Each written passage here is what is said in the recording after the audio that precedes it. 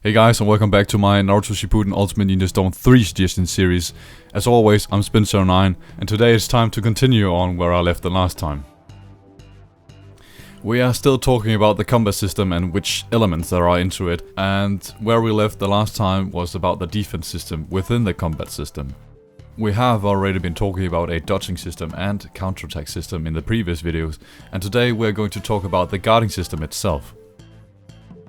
The suggestions today are, well, not all of them, but the first ones are based upon a source that I discovered in my advanced review of Storm Generations.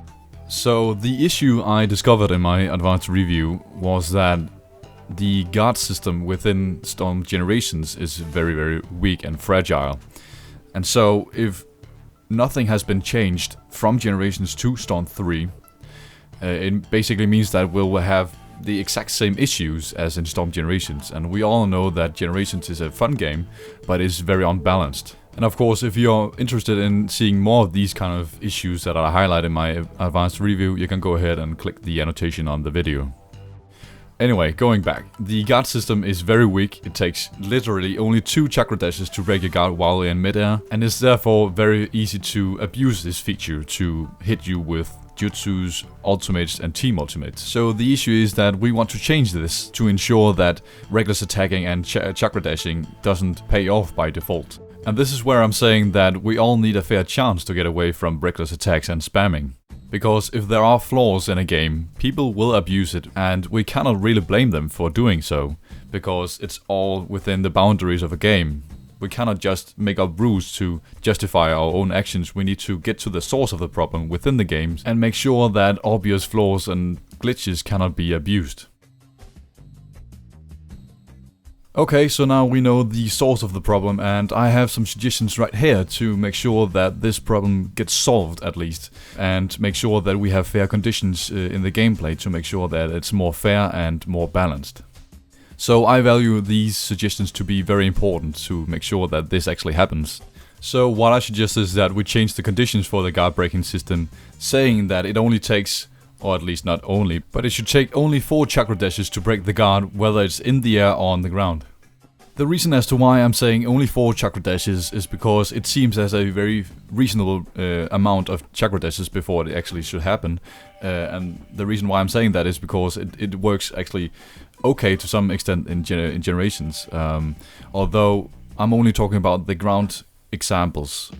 So that's why I'm saying that it only should take 4 chakra dashes in the air or on the ground before the guard breaks. And we should also change the conditions for when we substitute, meaning that if we substitute, the guard should also reset, so we don't risk getting our guard broken right after we just use the substitution, because then we just substituted in vain and we just completely wasted a substitution. I cannot emphasize enough on how many times it happens for everyone that after using a substitution the guard will randomly break, and that leaves you vulnerable for no reason at all.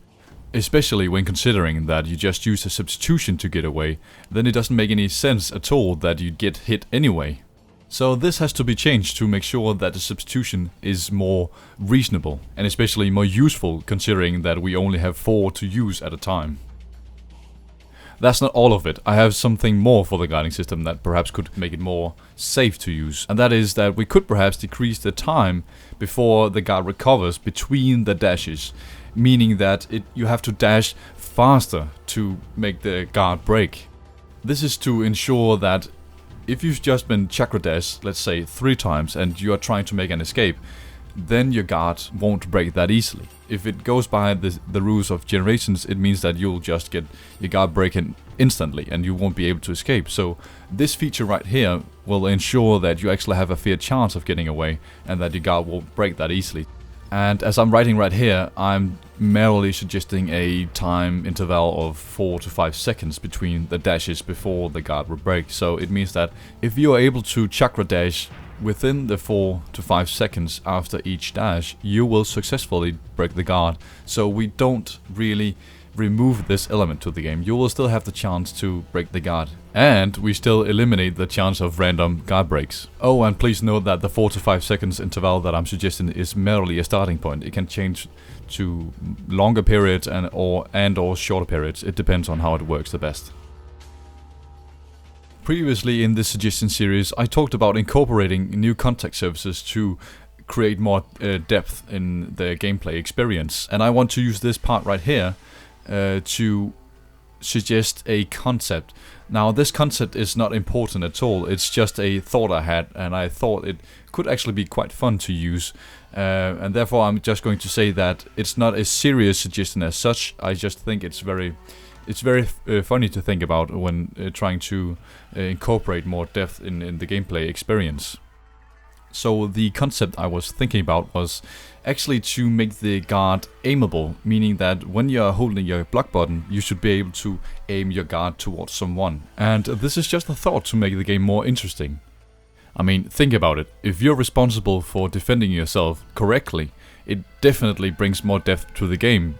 So it's more interesting and it's actually harder to play. Well, it doesn't have to be that much harder, but it definitely makes it more interesting to play because despite if you're not capable of defending yourself all the time, you still have the substitution technique to rely on. But of course, this was also to remove the instant block everything function that the guard button has, meaning that when you press the button, you will basically just block everything that comes from everywhere. And by suggesting this, I actually ensure that having more context services has a bigger purpose. Anywho, the way I suggest this could happen is by simply just holding the guard button, which in this case is R2 for the PS3, and then you simply just use the left analog to point in any given direction to block an incoming attack. So this, in my mind, is a very interesting point to have in a game, and especially this will well function with the multiple context services as I have suggested before. So in this way we sort of eliminate the boring factor to the guard function as it is already, and by this I basically mean that you will no longer be able to just hold your guard button and then block everything that comes around.